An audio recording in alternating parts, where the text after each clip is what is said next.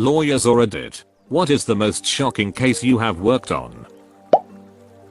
Probably a veterans benefits case, where the government got out of paying benefits by arguing that the vet's hearing loss was caused by gunfire from occasional recreational hunting, rather than several years of working daily in close proximity to jet engines during his service. Enraging, and there wasn't a damn thing I could do about it.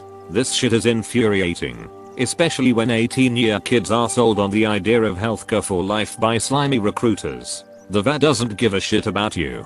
Edit for people wanting more info on stuff like this that is going on today. Look up Jon Stewart's stance on the burn pits that the United States created during our war on terror. The military men manning these burn pits got cancer at a much faster rate than first responders of 9/11 have. But the VA still refuses to do anything. Some of them aren't even out of their 20s yet, but yet they are dying from cancer after being around these toxic fumes. I was clerking at the time. Little kid fight club. Bunch of moms put their kids in a circle and made them fight each other gladiator style. Real dark stuff. Video included 2 10-year-old girls beating the crap out of each other. Bets were taken, but not on all fights. Some were just for entertainment. No fathers involved. What the actual duck? I normally defend construction defect and personal injury matters. Nothing too crazy. Early in my career we got a case involving a husband and wife who ran a foster home, and one kid was alleging the husband had molested them. I was assigned to defend only the wife under their homeowner's insurance policy. The allegations against the husband were bad, but the wife had no idea what was going on. Here was this poor woman, who was also a former foster child, trying to give back and help other foster children in the system. And now she finds out her husband is a child molester. It was heartbreaking, and we just wanted to get her out of the case. Then we get more documents and learn this isn't the first child to make allegations. The dad had been doing this shit for years and she knew it. Maybe she was involved. Maybe she just ignored it. Either way, the whole thing turned ducking gross. I instantly wanted nothing to do with it. A few weeks later, my boss, the coolest guy ever, comes in and says he gave the case back to the insurance carrier. Thank God. That was the only case I've ever felt morally opposed to handling. Edit: I should also clarify that once a lawyer takes on a case, it's not that easy to just say actually I changed my mind. I don't know what my boss did to get rid of that case, but I'm glad he was equally grossed out. Oh, I'd bet she knew. At least on some level. I'm a survivor of childhood sexual abuse. My perpetrator was my stepdad. As a child, I just assumed my mom didn't know that it was a secret. As an adult looking back now, there's no way she didn't know. I'm sure there are cases where the spouse doesn't know, but I think they are the exception more than the rule. If the abuse was happening right there in the house. A mother sold the family farm out from under the son, who was supposed to inherit it. Someone shot her non-fatally. There were so many suspects that almost every lawyer in the county was assigned to defend one of them. Forensics eventually narrowed it down to 2 suspects, but each so adamantly pointed at the other as the shooter that it was going to be hard to convince a jury beyond a reasonable doubt of either one's guilt. They both pleaded guilty to a lesser charge and served 2 years. Love kills Link. It's like an obtuse prisoner's dilemma. Too long didn't read lady wanted to show me her vagina. It just happened to not be attached to her body. I already told one shocking story in this thread, but I got another that is a different kind of shocking. I was pretty new to the practice and was meeting with a lot of clients. The firm I worked for had a lot of walk-ins, and I was processing the potential clients. I called in the next person and a mid-30s woman walked in carrying a red and white cooler. She pops in down on my desk and spends about 5 minutes trying to sit down in the chair. My first thought was, must be some kind of personal injury. First words out of her mouth after she sits: I need to sue my doctor because my vagina just fell out. My eyes immediately lock onto the cooler. Is that? Yes. I brought in with my just in case you needed to see it. Do you want to see it? She begins to open the cooler. Not gonna lie, I was curious, but I stopped her and convinced her that a hospital was her best option at the moment. Turns out she had vaginal reconstruction and the mesh came out in one big blob. Now, This is not my area of expertise. I'm a corporate attorney. So I sent her to someone with more expensive. Edit meant experience, not expensive, but both are true, so I'll let it stand. NGL after I read the too long didn't read. I was mad curious and had to read. Definitely not what I expected. I told this story on our lawyers a little while ago, but I'll tell it again here. I'm an immigration lawyer. I do mostly VOR and asylum, but I handle other stuff on occasion. I had a prospective client come in a few weeks ago. He's interested in pursuing a relatively straightforward application. He tells me that he might have a criminal history that could affect his immigration. It's only one arrest though, he says. It happened in 19 times X. And it's not serious. Okay, I say. It happens. Nobody's perfect. And a single arrest is generally not a deal breaker. So, as I'm talking with him, I decide to Google his pretty unique name. A news article comes up. From his country. In his language. It's dated the same year he said. 19 times X. HM. I ask him what kind of crime did you say it was? Oh. He says. I think it was drug related. I figure. Alright. Marijuana arrest or something, nothing we can't overcome. I click through to the article. The photo on the article sure looks like a lot like the prospective client. Turns out. Prospective client's arrest was not for marijuana at all. It was for cocaine. And not a little cocaine. This guy was caught attempting to smuggle 20th pallets of cocaine. I must have looked a little bug-eyed. Because the guy gave me a sort of sheepish look and a shrug. I tell the prospective client, maybe we should start by filing a few FOIA requests, Freedom of Information Act requests, to see what comes up. And we'll go from there. He agrees. And that's that. I'll double check my suspicions against the government record and let the client know what can or cannot be done. Suffice it to say, getting caught smuggling multiple pallets of cocaine is not a small time arrest. But you never know what is or isn't true, and you should always do your due diligence. Here's another one.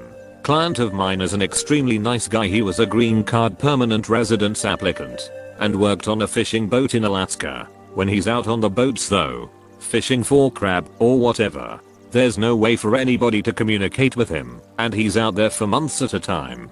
Phone calls and letters aren't reaching anybody out in the middle of the Bering Strait. One such a time, when he was out there, he apparently got stabbed all the way through the chest with a huge hook thing in a freak accident. Nobody stateside knew, of course. Client was taken somehow to the hospital and survived, but I didn't hear from him for literal months.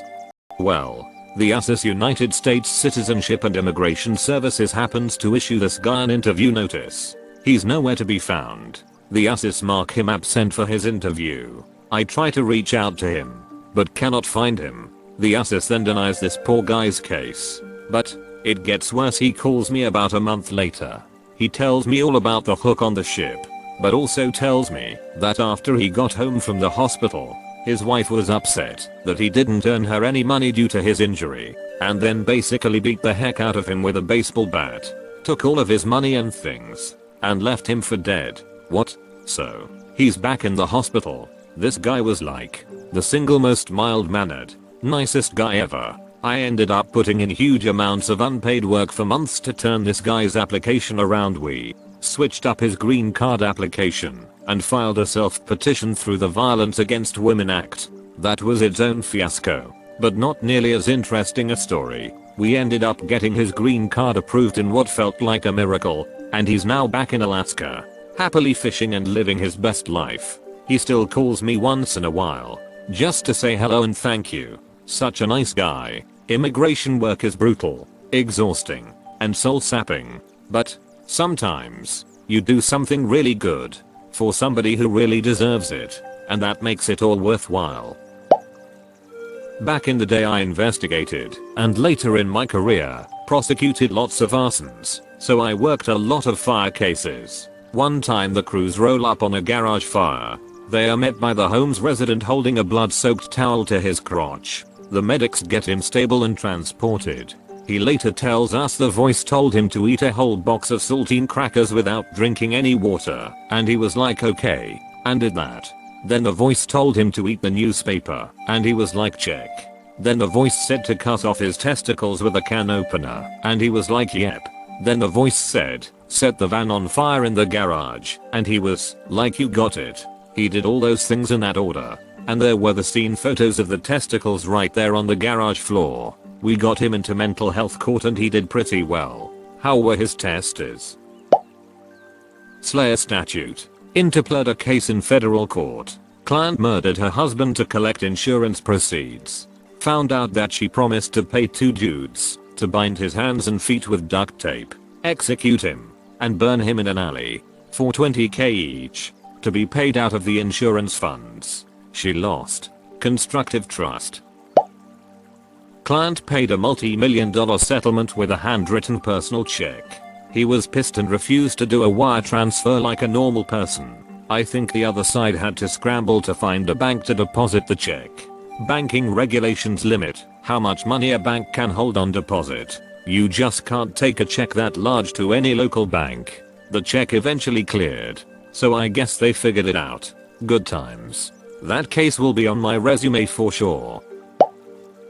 Not a lawyer, but a translator. I once translated this text about a case.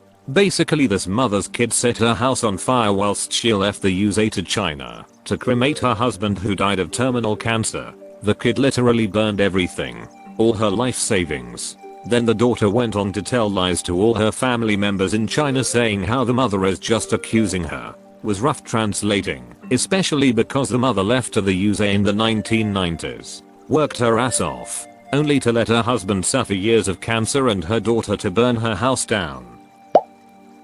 I'm not a lawyer, but I work closely with a lot of lawyers and see the same stuff they do. There was a case where a lady had been a victim of human trafficking and was kidnapped in her home country and sold into a prostitution ring in the US. She escaped, applied for asylum, told the FBI and whatnot everything she knew about her kidnappers and the others who bought her, putting her life in major danger, and was told that's all it would take to get her asylum and permanent residency taken care of. Duckers still tried to deport her.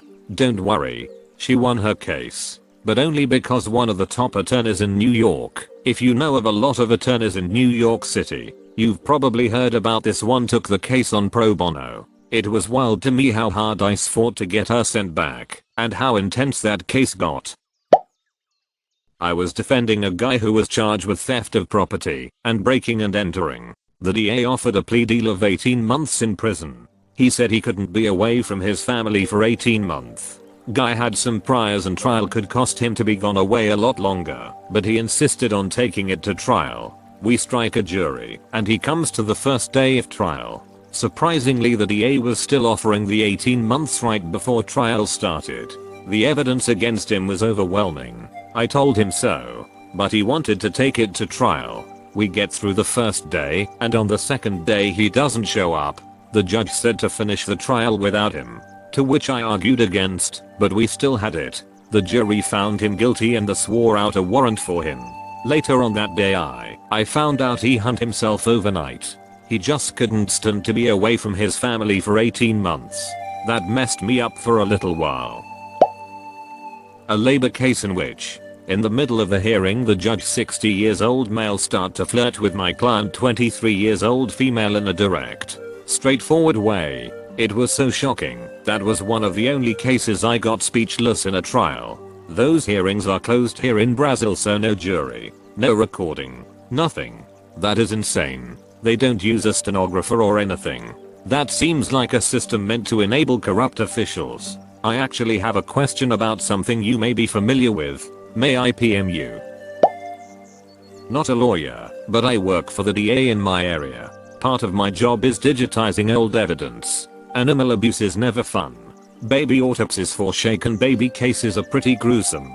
The worst was definitely the 15-year-old rape victim who was left to rot in a field for 3-4 months before they found her. I had to make sure all those crime scene and autopsy photos are scanned in properly too. Can't have them too blurry or miss one. Close second is the father that beat his teen daughter half to death with an extension cord, who had the family rally around him and pony up the bail immediately after arraignment. They didn't give a shit about the girl. My great-grandfather was a Chicago homicide detective in the 1910s, 1940s. He kept a lot of crime scene photos of some of his cases in a binder. Not the kind of binder that should have been anywhere near children. But we all saw it. If you think about some of the more infamous cases that happened in Chicago during that time, I've seen pictures never released to the public.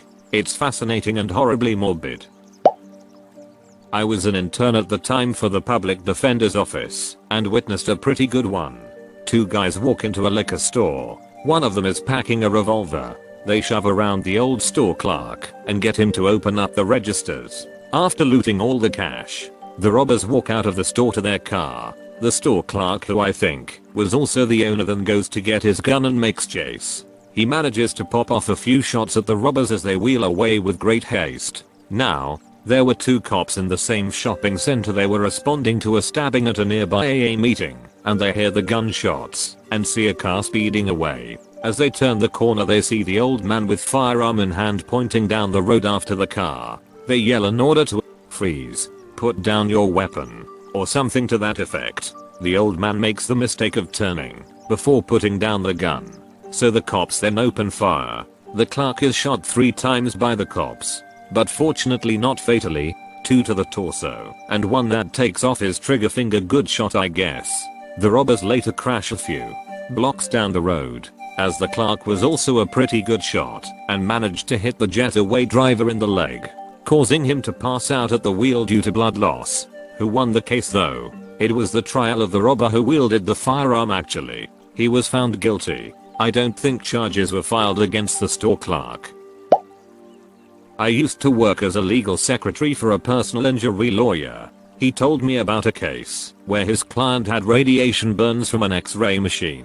In the avalanche of documents he received from the defendant during discovery, he found an internal memo. The memo described a serious problem with the machines and continued, "This is an issue we can't ignore. Unfortunately, it's not in the budget." When the case went to trial, he told the jury, "Show them they need to put this in the budget next time." The jury complied, handing down one of the largest verdicts California had ever seen. I'm an interpreter, not an attorney, but I had a school case to interpret regarding bullying. The school decided to have a court case decision made in-house. It was 12 kids and their parents on a stage in the cafeteria. The school officials were there and a school advocate who acted as judge. Apparently the seniors would trap the freshmen in a designated bathroom after lunch and jump them. 4 seniors and 8 freshmen who were beat up individually. There were supposed to be 9, but 1 was in the hospital. They showed surveillance of how the seniors picked the freshmen to beat up, and there were 2 teachers aware of this. In one of the videos, one of the teachers helped the seniors by pointing out who the freshmen were. This was a hazing technique that was going on in this school for years, but this case was to make an example of those involved. The teachers involved were only mentioned when the bullies admitted receiving assistance in pointing out who to beat up. The teachers never got in trouble. Only 1 bully was expelled and all the freshmen were suspended. It was unjust and sad. This case went on for 3 days and each case lasted 3 to 5 hours after school. A girls basketball team 12 under from an Indian reservation the upper Midwest went to play in the statewide YMCA League Championship game against a non-Indian team from a town bordering the reservation, so lots of bad blood. The res team was unsurprisingly severely underfunded and the girls were from very underprivileged homes. They get to the game and right before tip-off the other team accuses them of having boys on their team and demands that the refs verify that they are all female or else they will file a formal complaint and walk off the court. The YMCA refs, 2 non-Indian men, then agree with the challenge and tell the res girls team they must comply or they will be considered a forfeit. The res team coach gets cowed and asks the girls to comply. They do, and each one is required to essentially open their shorts at the waistband to prove they are not male to these refs in the locker room. They are humiliated and mortified, and many end up suffering PTSD and have long-term mental health injuries. The case got thrown out of court on a technicality. FWIW. I was a law clerk on the case, not the actual first chair attorney. Absolutely heartbreaking for these girls, and disgusting racially motivated hatred from the non-Indian team side of things was all over the evidentiary record. Still makes me ill. to think of what all transpired and what all of these shitty adults did to those poor girls. Okay, obligatory not my story, and technically not a case he worked on, but a shocking story about the legal system. So get ready for a tangentially related story. So, my brother is a lawyer. One day Hest boned at an intersection. Turns out the guy who hit him was FBI. It's apparently procedure. When an FBI agent gets in a car accident, their punishment is that they have to work the next FBI car accident's paperwork. So there's my brother talking to this FBI agent working the accident, and they hit it off. It comes out that my father and uncle are both former law enforcement, so they start talking about cases they've worked on. The FBI agent tells my brother that he was on scene at the 97 North Hollywood bank shootout, which took place right down the street from where my brother lived at the time. So my brother straight up asks him, "Those guys robbers that were shot, did the ambulances really not get there in time?" The FBI guy looks at him and basically tells him, "Those ambulances and paramedics weren't let anywhere near those guys until they died."